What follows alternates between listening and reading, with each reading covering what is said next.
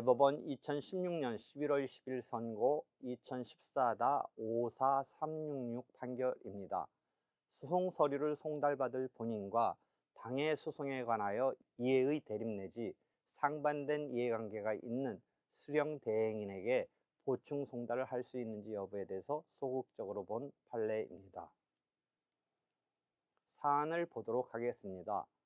원고는 채무자를 소해인, 제3채무자를 피고로 하여 소해인의 피고에 대한 임금 및 퇴직금 채권에 대해서 채권 압류 및 추심명령을 받았고, 법원은 이 사건 채권 압류 및 추심명령 결정 정본을 피고의 본점 소재지로 송달하였습니다.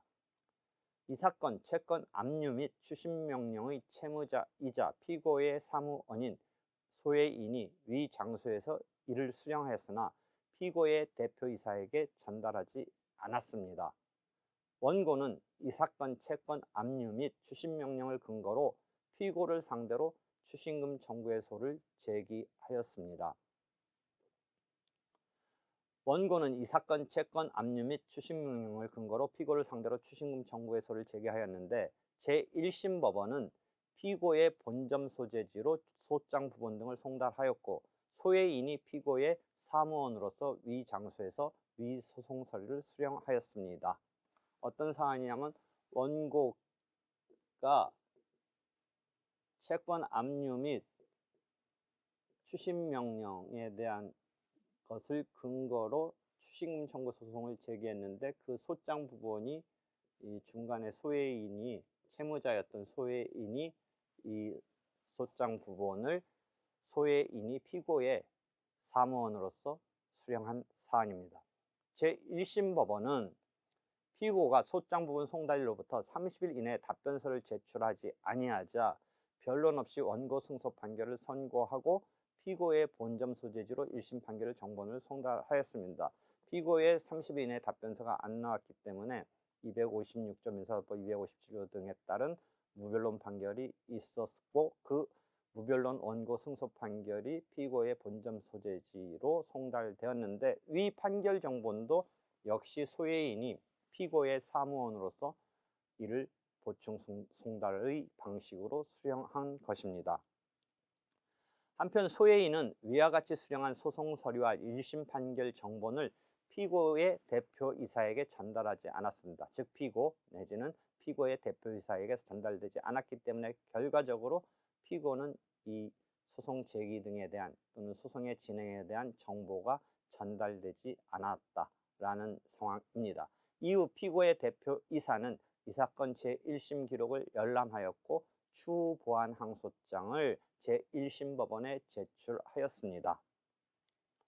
참조 조문은 송달 장소는 송달받을 사람의 주소 등인데, 그 주소를 알지 못하거나 그 장소에서 송달할 수 없는 때에는 어떤 근무 장소에서도 송달할 수 있다라는 조문과 186조 보충 송달에 있어서 근무 장소, 그다음에 근무 장소 외에서의 어떤 보충 송달에 대한 186조 조문이 참조 조문으로 살펴볼 수 있습니다.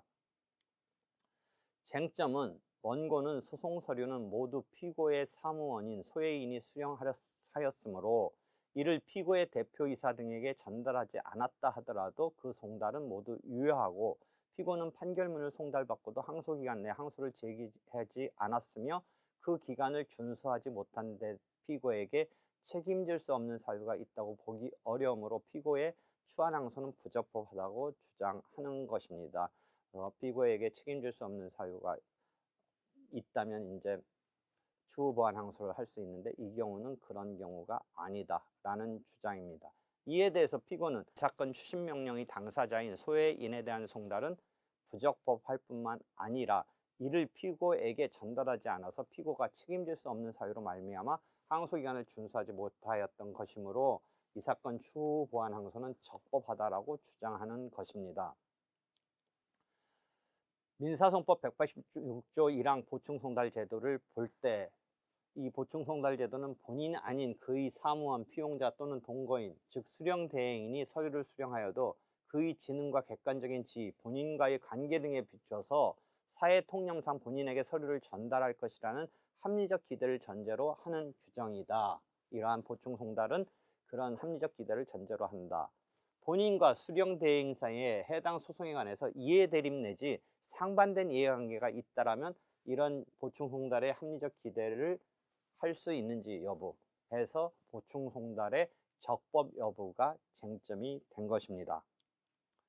한편 이행의 소에 있어서는 주장 자체에 의해서 당사자 적격이 판단되고 이 부분은 송달 그 자체의 문제는 아닙니다. 이행의 소에 있어서의 당사자 적격의 문제입니다. 이행의 소에 있어서는 주장 자체에 의해서 당사자 적격이 판단되고 실제로 이행 청구권 내지는 의무가 존재하는가에 대해서는 본안의 판단에 흡수되기 때문에 실제 이행 청구권이 없으면 청구 기각 판결을 할 것이고 당사자 적격의 흠이라 하여 소를 부적법 각하해서는 안 되는 것이지만 일반적인 이행의 소에 있어서는 한편 위 추신금 청구의 소와 같은 제3자의 소송 담당에 있어서는 소송을 담당하는 원고의 당사적 적격의 존부가 소송물인 권리관계의 존부의 전제로서 판단되어야 하므로 피보전 채권이 부존재한다면 그 소는 기각될 것이 아니라 각하돼야 한다는 것에 주의가 필요합니다. 채권자 대리소송의 경우도 판례 등은 마찬가지로 피보전 채권의 부존재는 청구의 기각이 아니라 부적법 각하, 소를 부적법 각하해야 된다는 논리입니다. 소송의 경과를 보면 원심은 소의 인은 이 사건 추심명령의 채무자이기 때문에 제3채무자인 피고와 이해관계를 달리하는 당사자로서 관련 소송에서 수령한 서류를 본인인 피고에게 전달할 것이라는 합리적 기대를 하기 어려우므로 이와 같은 경우에는 비록 소의 인이 피고의 사무원으로서 소송 서류를 수령하였다 하더라도 그러니까 보충 송달적인 상황은 되어 있지만 이 경우는 보충 송달로서의 효력을 인정할 수 없다. 따라서 제1심 법원이 소송 서류 및 판결 정본을 소의 인에게 보충 송달의 방법으로 송달한 것은 부적법하고 이에 따라 항소기간은 진행하지 않는다 할 것이므로 피고의 이 사건 추후 보완 항소는 피고에게 책임질 수 없는 사유가 있는지 여부와 관계없이 적법하다. 추후 보완 항소까지 생각할 필요 없이 항소기간은 아예 진행하지 않는다 라고 보면서 앞서 본 바와 같이 이 사건 추심명령 정본이 피고의 사무원인 소의 인에게 보충 송달의 방법으로 송달된 사실은 인정할 수 있으나 소의 인은 이 사건 추심명령의 채무자로서 그러니까 원고의 입장에서 채무자고 지금 피고는 이 채무자의 제3채무자인 이런 상황에 있어서 소의 인 채무자는 이 사건 추심명령의 채무자로서 피고와 이해관계를 달리하는 당사자이므로 소의 인에게 한 보충 송달은 부적법하여 이 사건 추심명령은 효력이 발생하지 않음. 원심은 결국 추심명령이 피고에게 송달됨으로써 효력이 발생하였음을 전제로 한 원고의 청구는 나머지 점에 관해서 더 나아가 살필 필요 없이 이유 없다고 하여 이와 결론을 달리한 1심 판결을 취소하고 원고의 청구를 기각하였습니다. 원심은 좀 아까 말씀드린 바와 같이 원고 승소 1심 판결을 취소하고 청구를 기각했는데 대상 판결, 상고심인 대상 판결은 원심을 파기하면서 재판을 했습니다. 그리고 제1심 판결을 취소하고 소를 각하했습니다. 그러니까 원심은 청구를 기각했는데 상고심은 소를 각하했습니다. 이것은 왜 그러냐 하면 추심 권능의 존부가 단순히 청구의 당부에 관한 사항에 불과한 것으로 보고 원고의 청구를 기각한 원심은 잘못된 것으로 본 것입니다. 이 사건 소는 일반적인 이행의 소가 아니라 추심금 청구에 있어서 또는 채권자 대리 소송도 마찬가지라고 말씀드렸습니다만 당사자 적격이 없는 자에 의해서 제기된 것으로서 기각할 것이 아니라 부적법 각하되어야 할 것이라고 본 것입니다. 그래서 원심은 청구를 기각했지만 상고심 대상 판결은 이 경우에 소각하로 본 것입니다. 판시를 본다면 원심이 보충 송달에 관한 법리를 오해한 잘못은 없다. 그러니까 보충 송달 그 자체 쟁점에 대해서는 원심의 판단에 대해서는 문제 삼지 않았습니다. 잘못된 것은 없다라고 했습니다. 한편 대상 판결은 직권으로 원심의 판단에는 당사자 적격에 관한 법리를 오해한 잘못이 있어가지고 소를 각하할 것이다 라고 본 것입니다. 본인과 수령 대행인 사이에 해당 소송에 관해서 이해의 대립 내지 상반된 이해관계가 있는 때는 수령 대행인이 소송 서류를 본인에게 전달할 것이라는 합리적 기대가 어렵다. 이해가 대립하는 수령 대행인이 본인을 대신하여 소송 서류를 송달받는 것은 쌍방대리의 금지의 원칙에도 반하므로 본인과 해당 소송에 관해서 이해의 대립 내지 상반된 이해관계에 있는 수령 대행인에 대해서는 보충 송달을 할 수 없다고 본 것에 본 판례가 의의를 가지게 됩니다. 즉 채권자 입장에서 제3채무자에 대한 추징금 청구의 소송에 있어서 중간에 채무자가 제3채무자와 이해가 대립되니까 본인에게 보충 송달로서 지금 채무자한테 송달된 이 건에 대해서 본인인 제3채무자에게 서류를 전달할 것이라는 합리적 기대를 하기 어렵다라고 본 이런 사안입니다.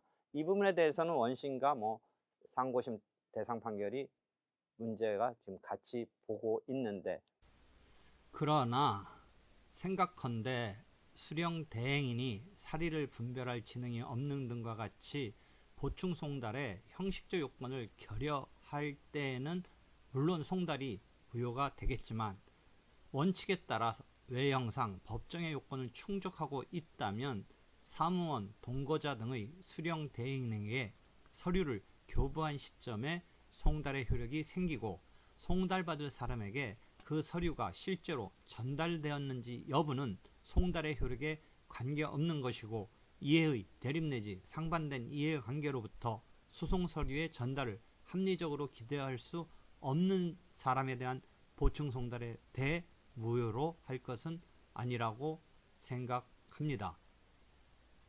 객관적으로 명료하지 않은 사정에 의해 송달의 효력이 좌우되게 되는 것은 법적 안정성을 훼손할 뿐만 아니라 송달 사무를 혼란시키게 됩니다. 일단 송달 실시 단계에서 보충 송달의 효력을 직접적으로 문제 삼지 않고 송달의 유효성과 당사자의 구제수단을 분리하여 실시된 송달의 사후적 평가에 있어서 기대되었던 송달받을 사람에게의 전달이 없었다면 그러한 보충 송달에 의해 진행된 소송 절차에 흠이 있는 것이므로 그에 따른 당사자의 구제수단의 단계에서 이러한 문제를 검토하면 될 것이라고 생각합니다. 한편 대법원에서 이 부분에 대해서는 원심의 판단을 문제 삼았습니다. 또 다른 쟁점입니다. 이행해소에 있어서는 주장 자체에 의해서 당사자 적격이 판단되고 실제로 이행 청구권 내지는 의무가 존재하는 것에 대해서는 본안의 판단에 흡수되기 때문에 실제 이행 청구권이 없으면 청구기각 판결을 할 것이고 이게 일반적인 이행해소의 기본 법리입니다. 한편 추징금 청구해소와 같은 제3자 소송 담당에 있어서는 소송을 담당하는 원고의 당사자 적격의 전부가 소송문인 권리관계의 전부의 전제로서 판단되어야 하므로 피보전 채권이 부존재한다면 그 소는 부족법 각하되어야 한다는 것에 주의가 필요하다라는 것입니다.